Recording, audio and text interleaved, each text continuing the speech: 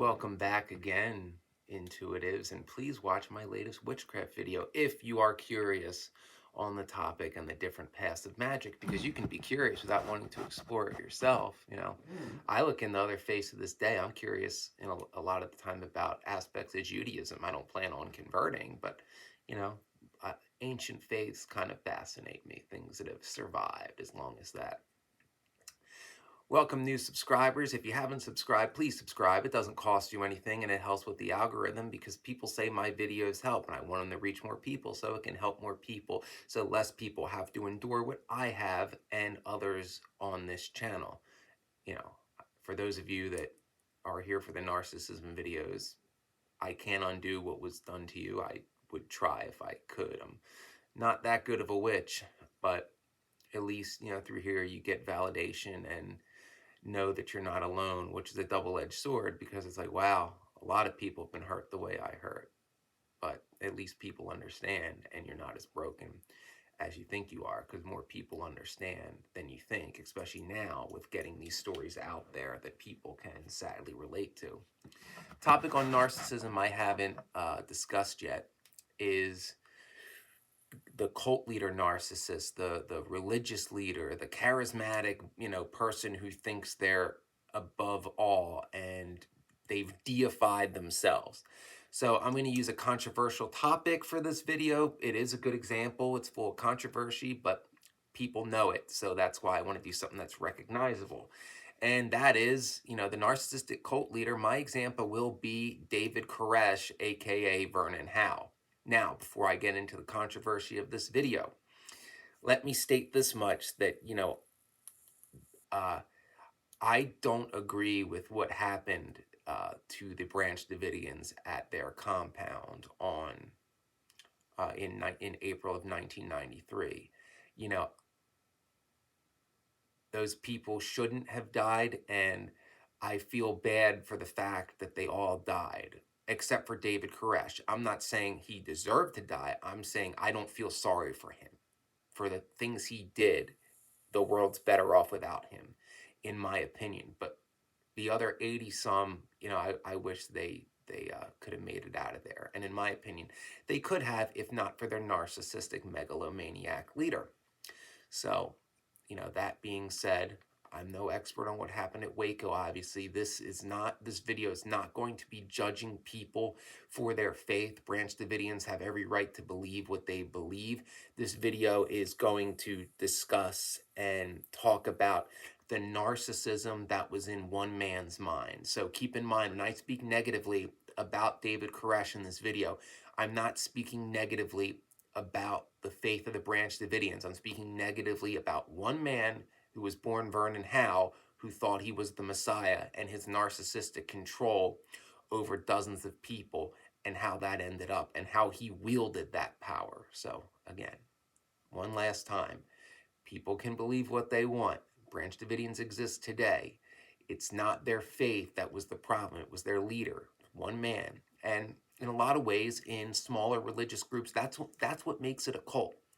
So a cult, by definition, it can get muddled about what exactly is a cult, but they always have an authoritarian leader. It's not the belief system. It's the absolute power that one person wields, like David Miscavige in Scientology. Even a lot of ex-Scientologists that I know, they say all the time, hey, if you want to believe in independent Scientology and use what they call the tech, that's fine. Just get out of the body that is the Church of Scientology that David Miscavige runs. Even many ex-members of Scientology have no problem with people wanting to believe in the tech and practice, independent Scientology on their own. So this is about David Koresh as a leader and not the belief system of the Branch Davidians.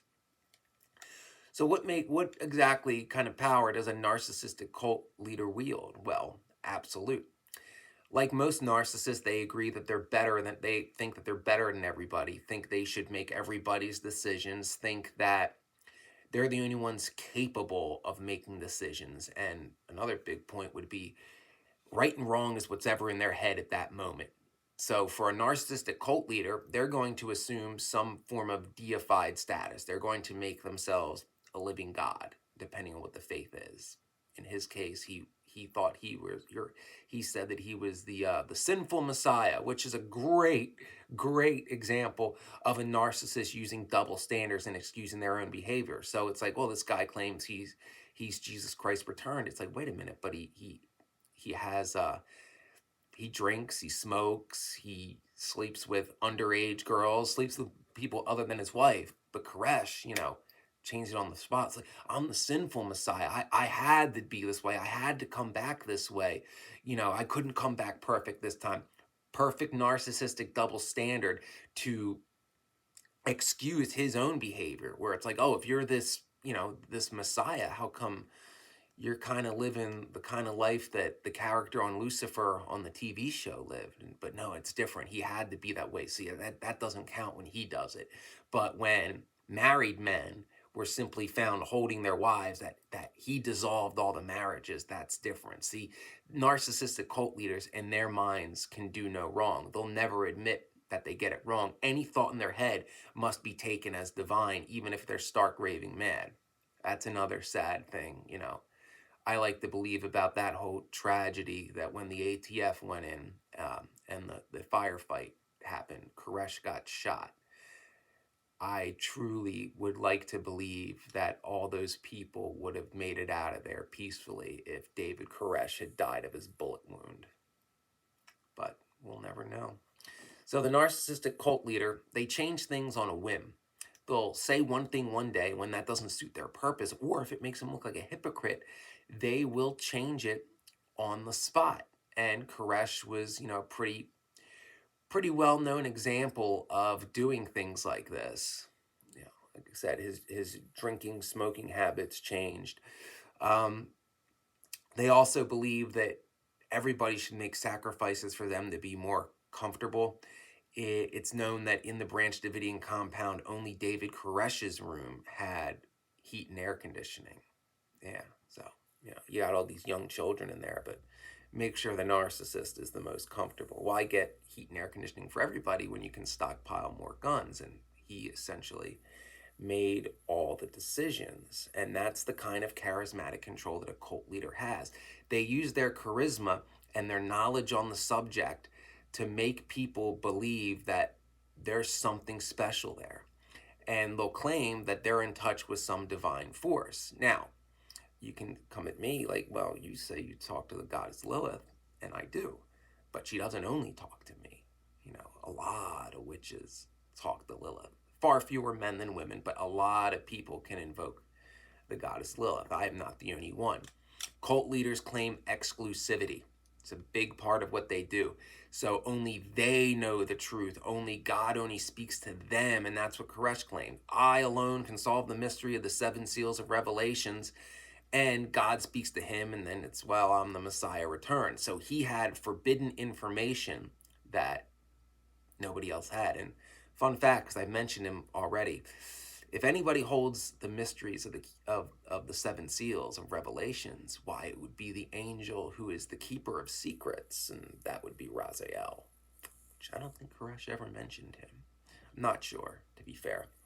There's a charisma about narcissistic cult leaders. Koresh memorized the whole Bible, which, however you feel about him, is pretty damn impressive, especially considering I don't believe he finished high school. I know he certainly didn't have any education beyond high school, but they'll memorize something that most people hold dear, and then they'll weaponize it by twisting it to suit their own purposes. So the way Koresh did that was, first claim exclusivity. God only talks to me. Only I can solve the 7 seals. Then, rise to power and leadership. He fought a coup and won. I mean, the guy was tenacious. I got to give him that. So he became the leader. We're not going to get into history, but he became the leader. And, everybody thought he was a prophet, which is normal for that faith. Lots of faiths have prophets, but prophets don't have exclusivity. You're just the person who knows the most at the time. It's going to be another one after you. No, Messiah returned. And thus, absolute power, the day of days, the day they've been waiting for, Armageddon. So now he has absolute power. They'll isolate their group of people because, when a narcissistic cult leader gets absolute power, they have to find ways to retain that absolute power. So they have to try to isolate those that they get to follow them as much as possible from the outside world, so the outside world doesn't pierce that veil of the leader being a megalomaniac. So the Branch Davidians all lived in a compound for the most part. And as time went on, they left the compound, less and less. Koresh referred to the outside world as Babylon, so don't deal with the Babylonians. But again, you have to be charismatic at times and appear to have knowledge. I'm sure at times he seemed like a nice dude. Seemed like without the whole I'm the Messiah thing, he seemed like a pretty laid back, like rock and roll guy that probably could have made a decent living running a rock and roll cover band, because I've heard his music. He was decent, like not like, oh my God, he should be a star, but like, he'd be a good front man of a cover band, in my opinion. You don't have enough power there. So another common theme amongst narcissistic cult leaders is control of sex. In a lot of cults, the cult leader, this is, Charlie Manson would be another example of this. They get to decide who can sleep with who can be together. So thus, if you're somebody who wants a favor from the leader, or you do a favor for the leader, and then you get whoever you want. I'm sure Tex Watson made out like a bandit, during the whole Helter Skelter days. But Koresh then, as God, dissolved all the marriages and said all the women were his. And it's one thing, I understand, in a religious community to say to single men, like, you're expected to be celibate, but to dissolve marriages and say that the married men must be celibate, and then to claim and sleep with all the wives yourself to try to birth a superior group of elders, which is common amongst narcissistic cult leaders, that their bloodline is magical and they must have as many children as possible. Narcissists, a lot of them, want to try to have as many kids as possible because it's all about their legacy. Who's going to talk about how great I am when I'm gone? So he did that. He took wives through visions, some that were young teenagers, and that is its own serious issue. That's one thing. It's one thing if there's some kind of religious compound, you talk about freedom. If a bunch of women of legal age decided they wanted to have children with Koresh, I mean, they're adults, may not like it, may not think it's weird, but at the end of the day, if they're all adults, whatever, right? But no, he was sleeping and impregnating girls as young as 13 and believed that the Bible allowed him to do that. So for a narcissistic cult leader, laws of the land don't matter. The only laws that matter are the laws of whatever that religious institution is, but not as they're written, how he twists to interpret them.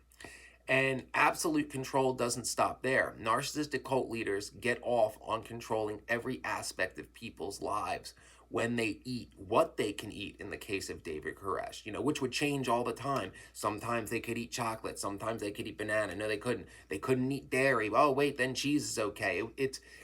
They get off on changing things on the fly and watching the sheep fall in line, because that's the ultimate part. They'll do whatever I say when I say. And that's what gets the narcissistic cult leader off. That absolute control and knowing that the people that follow him will do whatever he says when he says, no matter what he says, even if he changes it the next day.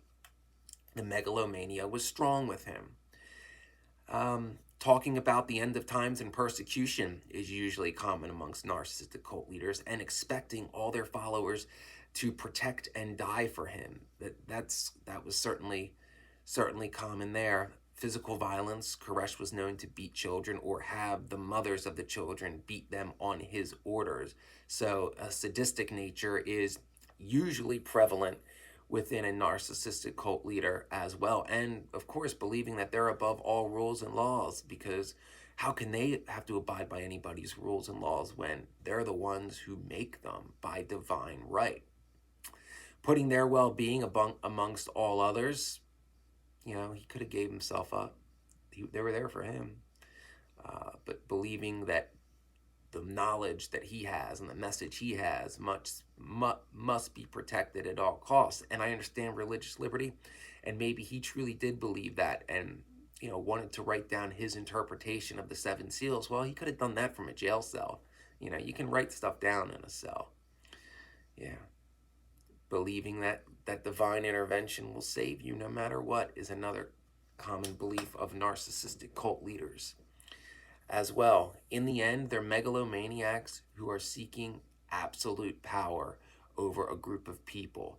And they get their supply by controlling every aspect of those people's lives, forming double standards that don't apply to them, and changing things on the fly just to see how obedient their followers are.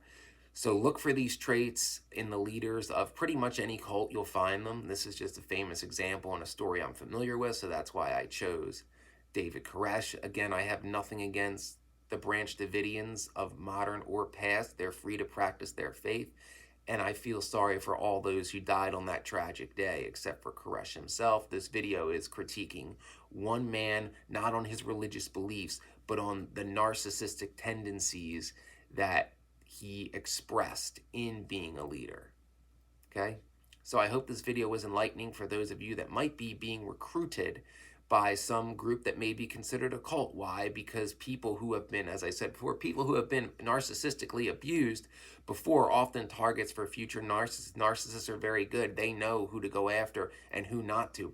And another point that I forgot, I'm going here, narcissists, especially narcissistic cult leaders, and this is from John Atack, they love to weaponize empaths. If the leader seems toxic, they'll get some, charismatic, good-looking people as empaths to weaponize them. That's why Tex Watson got most of the girls in the Manson's cult, because Manson was this weird little dude. Tex Watson, you see the pictures in the day, he was, tall, good-looking boy, Texas draw, girls flocked to him. So, that's how. Yeah. Narcissists will go after empaths and try to weaponize them. I hope this video helped. Please like and subscribe to help the channel grow. If my videos have helped you over these past few months, 'tis the season. If you'd like to hit the super thanks button and send me a holiday tip, it would be much appreciated. Remember, trust your intuition if you think a leader of any group is a megalomaniac, and steer clear. Do not ever sell out your integrity to try to appease a narcissist, because that appeasement will only be temporary, very temporary, because they're never appeased. They want absolute control, and they can't get enough. It's always with the narcissist, more, gimme, mine, mine, mine, mine, mine.